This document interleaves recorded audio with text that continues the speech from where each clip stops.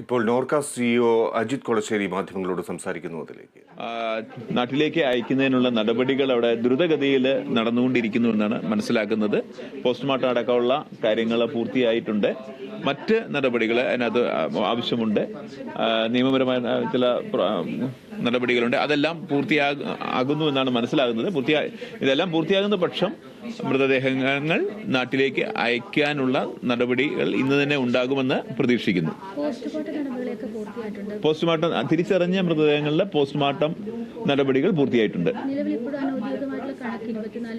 അല്ല, 24 അല്ല, 22 പേരെ തിരിച്ചറിഞ്ഞുള്ളൂ. ഈ രണ്ടുപേരുടെ കാര്യങ്ങൾ ഇപ്പോഴും ഒരു 22 പേരെ കൃത്യമായി തിരിച്ചറിഞ്ഞത്. ബാക്കിയുള്ള 2 പേരുടെ ഐഡന്റിഫിക്കേഷൻ നടന്നു വരുന്നത് കൃത്യമായി.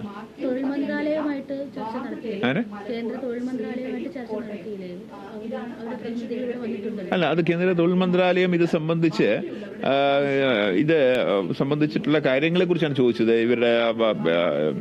ഇവരുടെ റിക്രൂട്ട്മെന്റ് എങ്ങനെയായിരുന്നു, അല്ലെങ്കിൽ ഇത് ഏത് കമ്പനിയാണ്, എങ്ങനെയാണത് എന്നത് സംബന്ധിച്ചുള്ള കരാറുകളെ കുറിച്ചൊക്കെയാണ് ചോദിച്ചത്. കരാറുകളെ അപ്പം സംസാരിക്കും.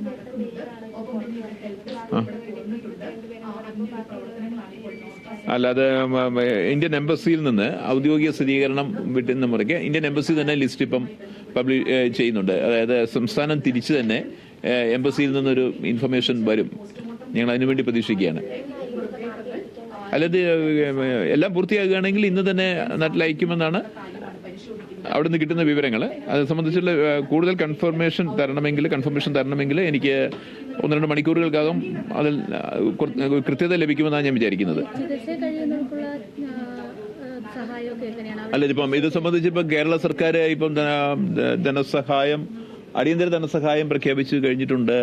മരണമടഞ്ഞവരുടെ കുടുംബാംഗങ്ങൾക്ക് 12 ലക്ഷം രൂപയുടെ ധനസഹായം പ്രഖ്യാപിച്ചിട്ടുണ്ട്. ചികിത്സയിലുള്ളവർക്ക് 1 ലക്ഷം രൂപയുടെ ധനസഹായം പ്രഖ്യാപിച്ചിട്ടുണ്ട്.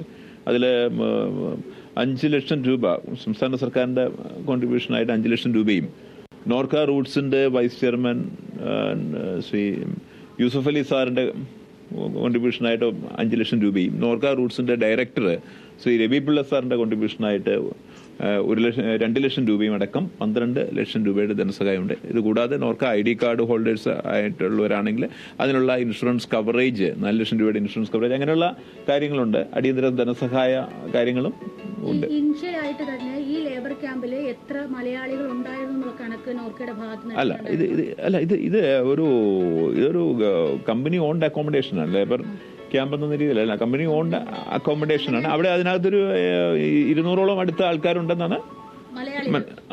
മലയാളികളുണ്ടെന്നല്ല, 200ഓളം അടക്കം വിവിധ രാജ്യക്കാരാണുള്ളത്.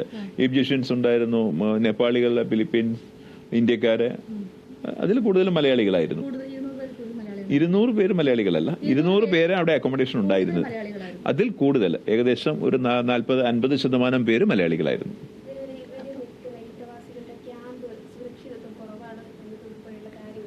അല്ല, അക്കാര്യങ്ങളൊക്കെ ഓരോ രാജ്യത്തും അതിനെ സംബന്ധിച്ചുള്ള തൊഴിൽ നിയമങ്ങളുണ്ട്.